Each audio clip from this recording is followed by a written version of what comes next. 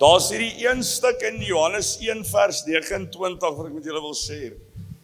Ek het groot geword in 'n sekere denominasie wat ons nie gepraat het oor bekering en ons het nooit regtig geweet van bid in tale of enige van daai goeters nie. En 'n ou het altyd gewonder, is hierdie storie wat vertel word, is die waarheid?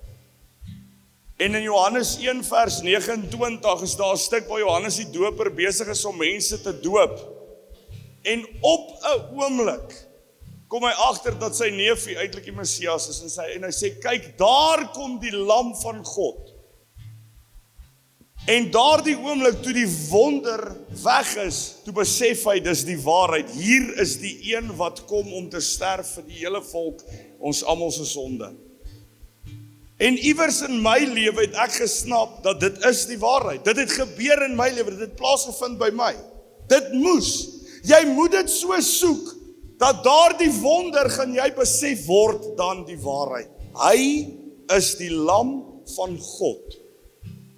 Die vlekkelose lam, die enigste een wat my en jou kan vat van waar ons was, na wie ons moet wees.